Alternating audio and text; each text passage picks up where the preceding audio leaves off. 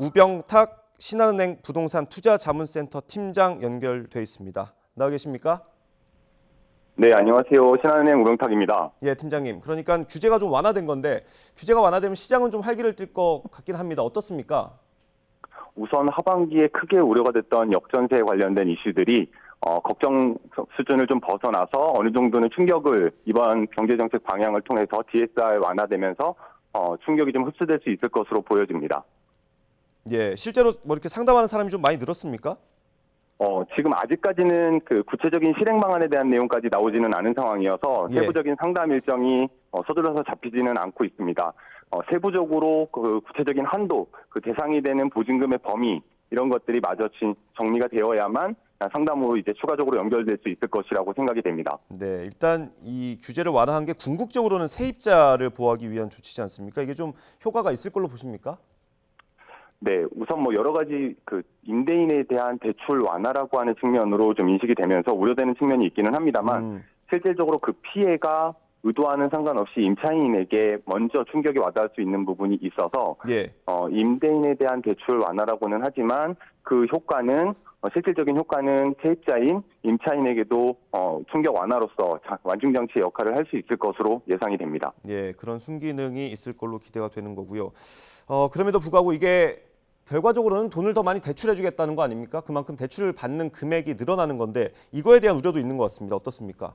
네, 전체적인 가계 여신의 증가, 가계부채의 증가에는 일정 부분 악영향이 있을 수는 있겠습니다만 기본적으로는 임대인에 대한 대출이 진행이 된다라고 하는 것은 그 대출 이자와 원리금의 상환에 대한 부담이 계속 압력으로 작용할 수 있는 부분이 있어서 순차적으로 충격 흡수 후에는 매물로서 순차적으로 출현하는 형태를 띠게 될 것이라고 보여집니다. 먼저 이제 대출로 해결한 다음에 나중에는 그 돈을 갚기 위해서 매물로 나올 거라고 예상을 하시는 거죠? 네, 맞습니다. 다만 그 충격이 한꺼번에 쏟아지지 않고 이제 연착륙, 당초의 목표대로 연착륙하는 효과는 어느 정도 있을 것이라고 예상이 되고요. 예, 그러면 이번에 대책을 통해서 추가로 대출을 더 받을 수 있는 임대인들은 어떤 기준을 갖춰야 합니까? 현재까지는 그 정책 방향만 나온 상태이고 세부적으로 전세 보증금의 총 규모라든지 이런 것들이 나오지는 않은 상황입니다. 예. 다만 가안으로는 원칙적으로는 그 차액에 대해서 후속 세입자하고 생기는 역전세 차액만큼에 대해서 지원하는 것을 원칙으로 하고 예.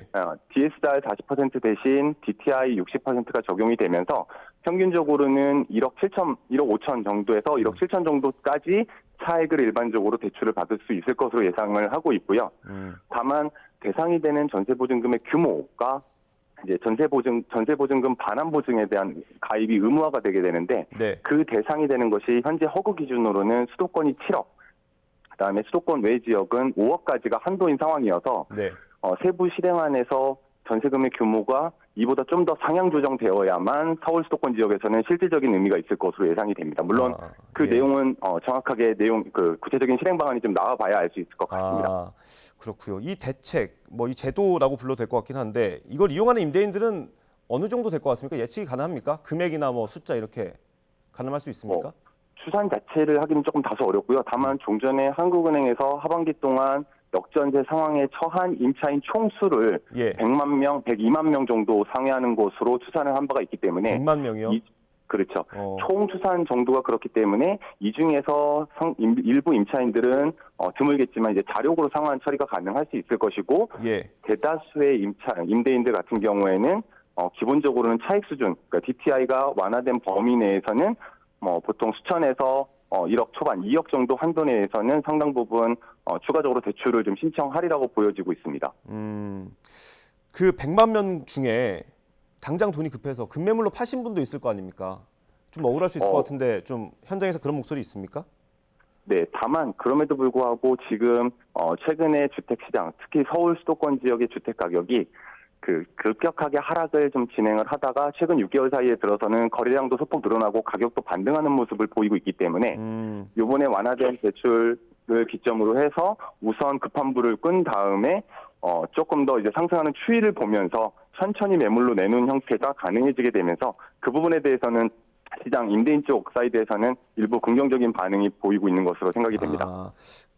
그럼 반대로 이렇게 생각할 수 있을 것 같은데 지금 어쨌든 부동산 시장이 조금은 회복하는 것처럼 보인다고 하는데 그러면 이 대책 자체가 좀 한 발 늦은 거 아닙니까? 네, 그럼에도 불구하고 지금 종전에 하락했던 폭이 최근 6개월 동안 상승한 폭에 비해서는 훨씬 더 큰 편이었었고요. 지금의 상승 추세가 가격적으로는 어느 정도 상승 추세로 돌아섰다고는 하지만 아직 거래량의 회복은 생각보다 많지 않은 상황입니다. 그러니까 과거 평균적인 거래량에 비해서는 거래량의 회복 속도가 좀 늦기 때문에 다소간 이것이 대출에 대한 완화 부분들이 가격에 대한 방어선의 역할을 한다고 하더라도 기본적으로는 세수하고도 연결될 수 있는 거래량을 확대한다는 측면에서 놓고 보면 집값 상승에 대한 우려 부분들은 그렇게까지 크지 않아 보이고 대책이 나온 시점을 보면 조금 늦었다고 할 수는 있겠지만 그보다 더 중요한 것은 세부적인 실행안이 빨리 좀 나온다면 하반기 지금 진행 중에 있는 역전세 문제에 대응은 충분히 가능하리라고 생각하고 있습니다. 어쨌든 세부안이 빨리 나와야 되는 상황이고요. 이게 1년 동안 하는 조치입니다. 이게 연장 가능성도 있다고 보십니까? 우선 시장에서 원래 예측했던 것은 역전세 문제 전체적으로 올해 하반기 그리고 내년 상반기까지가 피크라고 보고 있는 것이요. 가장 직전 연도 가장 고점이었던 기존의 전세금이 가장 고점이었던 것이 21년도 하반기에서부터 22년도 초였었기 때문에 아마 1년 정도의 한시적 기간이라고 한다면 거의 대부분은 해소가 될 수 있을 거라고 보여지고요. 그 이후에는 역전세 이슈가 좀 있다고 하더라도 지금 하반기나 내년 상반기까지의 역전세 폭에 비해서는 좀 적을 수 있어서 지금으로서는 추가적인 이 한시적 기간 1년에 대한 연장은 아직 논의하기에는 좀 시기상조가 아닌가 싶습니다. 알겠습니다, 팀장님. 마지막으로요. 이번 대책이 부동산 전체 시장에는 어떤 영향을 미칠지 전세값 그리고 매매값 이렇게 좀 구분해서 설명해 주시면 좋겠습니다. 네. 전세 가격은 계속 이제 상당폭 역전세 문제로 인해서 큰 폭으로 하방 압력을 받을 거라고 예상을 했던 부분인데 이번 DSR 완화를 통해서 어느 정도 방어가 되면서 여전히 하락은 전세가율 자체나 전세 가격 자체는 하락은 하겠지만 그로 인한 충격을 어느 정도 흡수하면서 부합 수준으로 갈 수 있을 거라고 보여지고요.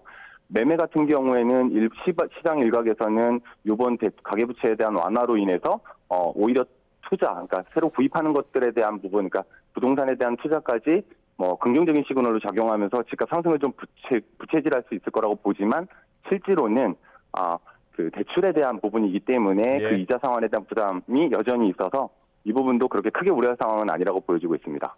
네, 알겠습니다. 설명 잘 들었습니다. 우병탁 신한은행 부동산 투자자문센터 팀장이었습니다. 감사합니다. 네, 고맙습니다.